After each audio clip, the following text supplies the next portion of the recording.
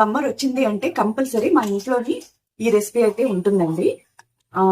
చాలా చేస్తుంది, చాలా బాడీని మంచిగా కూల్ చేస్తుంది, హెవీగా అనిపించదు, బాడీ అంతా లైట్, పొట్టంతా లైట్ గా ఉంటది అనమాట.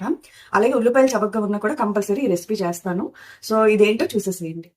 ఈ రెసిపీ కమ్మగా రావడానికి చిన్న చిన్న టిప్స్ అయితే కంపల్సరీ యూజ్ చేస్తే సూపర్గా అదిరిపోతుంది. సో చూసేసేయండి. అలాగే నేను వాడిన కళాయిని మాత్రం ఇగ్నోర్ చేసేసేయండి. కొన్ని రెసిపీస్ నేను అల్యూమినియంలోనే వాడతాను.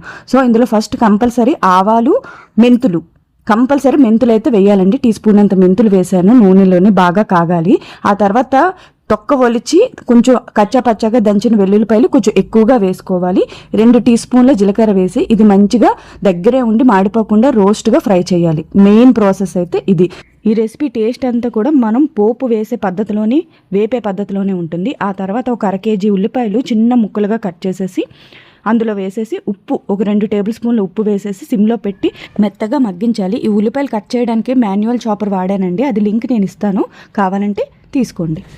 అలాగే ఉల్లిపాయలు మెత్తగా మగ్గి ట్రాన్స్పరెంట్గా అయ్యి దగ్గరికి అయిన తర్వాత ఇది కొంచెం ఉల్లిపాయ పులుసు తీయగా ఉంటుంది కాబట్టి కొంచెం కారం ఎక్కువగానే వేసుకొని, పసుపు వేసుకొని, తర్వాత పెద్ద నిమ్మకాయ అంత చింతపండుని నానబెట్టుకొని ఆ పులుపును మొత్తం తీసేసి అందులో వేసేయాలి. తర్వాత కొంచెం వాటర్ కన్సిస్టెన్సీకి తగ్గట్టుగా వాటర్ కూడా వేసుకొని కొంచెం బెల్లం పొడి వేసుకున్నానండి. అంటే పులుపు వాడాం కదా, అందుకని కొంచెం బెల్లం పొడి వేసుకొని దగ్గరికి ఇలాగా బుడగలు వచ్చేలాగా, బెలూన్స్ వచ్చేలాగా ఉడికిన తర్వాత ఆపేసి ఒక అరగంట రెస్ట్ ఇచ్చి కంచెల్లో వేసుకొని ఏదైనా ఫ్రై కర్రీ కానీ లేదంటే ఆమ్లెట్ కానీ వేసుకొని తింటే సూపర్గా ఉంటుంది, అద్దరిపోతుంది. నెక్స్ట్ లెవెల్ రుచి అన్నమాట.